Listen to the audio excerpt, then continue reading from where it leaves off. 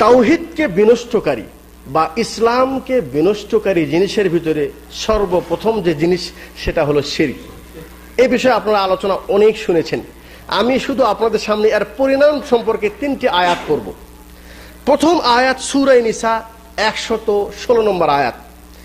কোন ব্যক্তি যদি শিরক করে তাহলে তার পরিণাম হলো এই, আল্লাহ পাক বলছেন ইন্নাল্লাহা লা ইয়াগফিরু আন ইউশরাকা বিহি ওয়া ইয়াগফিরু মা দুনা যালিকা লিমান ইয়াশা। শিরক আল্লাহ পাক ক্ষমা করবেন না। আর শিরক ছাড়া যতগুলি গুনাহ আছে কোন ব্যক্তি যদি তওবা করে তাহলে সবই মাফ হয়ে যাবে। আর তওবা না করে যদি মারা যায় আল্লাহ ইচ্ছা করলে তাকে ক্ষমা করতেও পারেন আর ইচ্ছা করলে তাকে শাস্তি দিতেও পারেন। ঠিক আছে, এটা একটা পরিণাম যে ওই ব্যক্তির কোনো আল্লাহ পাক তাকে ক্ষমা করবে না, এটা একটা ভয় মানে ক্ষতি শিরকের। দ্বিতীয় নম্বর ক্ষতি সেটা হলেই আল্লাহ পাক সূরা মাইদার 72 নম্বর আয়াতে বলেছেন ইন্নাহু মান ইউশরিক বিল্লাহ ফাকাদ হারামাল্লাহু আলাইহিল জান্নাতা ওয়া মাওয়াহুন নার। কোন ব্যক্তি যদি আল্লাহর সাথে শিরিক করে তাহলে আল্লাহ পাক তার উপর জান্নাতকে হারাম করে দেন এবং তার ঠিকানা হয় জাহান্নাম। শিরিক করলে জান্নাত তার জন্য হারাম, দ্বিতীয় নম্বর ক্ষতি। 3 নম্বর ক্ষতি সেটা হলেই সূরা জুমার 65 নম্বর আয়াত আল্লাহ বলছেন ওয়ালাকাদ উহিয়া ইলাইকা ওয়া ইলাল্লাযিনা মিন ক্বাবলিক লাইন আশরাকতা লা ইয়াহবাতান্না আমালুক। হে নবী সাল্লাল্লাহু আলাইহি সাল্লাম আপনি বলে দেন, তিনি বলছেন যে ওয়ালাকাদ উহিয়া ইলাইক, আমি তোমার নিকটে ওহী পাঠিয়েছি, ওয়া ইলাল্লাযিনা মিন ক্বাবলিক, আর আপনার পূর্বে যত নবী এবং রাসূল এসেছেন তাদের কাছেও এই একই কথা আমি নির্দেশ দিয়েছি। সেটা কি?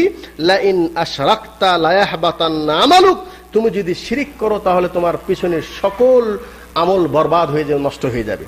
তাহলে শিরিকের ক্ষতি আমি 3টা ক্ষতি বললাম। একটা হলো যে আল্লাহ পাক তাকে ক্ষমা করবে না, আর দ্বিতীয় হলে তার জন্য জান্নাত হারাম হয়ে যাবে, তৃতীয় হলেই তার সকল নেক কাজ নষ্ট হয়ে যাবে।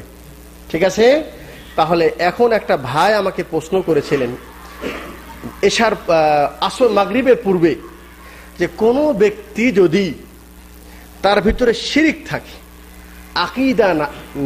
আকীদা শুদ্ধ না হয়। দ্বিতীয় কথা যেটা আমাদের দেশের পরিভাষা সেটা হলেই যে কোনো ব্যক্তি যদি বলে যে ধর্ম নিরপেক্ষতাকে কেউ যদি বিশ্বাস করে, আপনি সূরা মাইদার কোন আয়াত শুনলেন? ইন্নাদ-দীনা ইনদাল্লাহিল ইসলাম, নিশ্চয় আল্লাহর কাছে পছন্দনীয় দিন সেটা হলো ইসলাম। ঠিক আছে, লা ইলাহা ইল্লাল্লাহর অর্থ কি? লা মা'বুদা বিহাক্কিন ইল্লাল্লাহ, সত্য মাবুদ নেই শুধু আল্লাহ, আল্লাহ ব্যতীত কোনো সত্য মাবুদ নেই, কিন্তু মিথ্যা মাবুদ অনেক আছে। দিন সত্য দিন একটাই, সেটা হলো ইসলাম, আর মিথ্যা দিন অনেক দিন এখানেই আছে।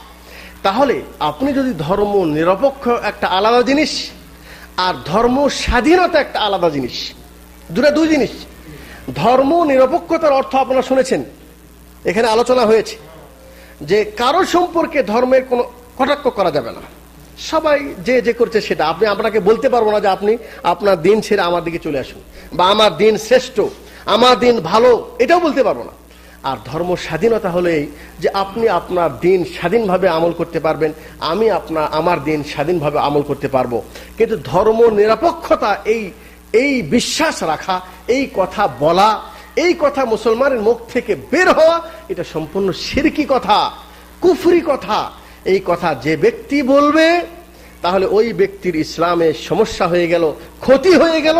ওই ব্যক্তি এরপর তার সাথে যতই ভালো কাজ করুক না কেন, সেই ভালো কাজ আর আল্লাহ পাক বলছেন তোমার কাছে শিরিক। আগের হাদিস শুনলেন না যে শিরিক না করে এসে যদি তুমি শত অপরাধ করো আমি তোমাকে ক্ষমা করে দিব।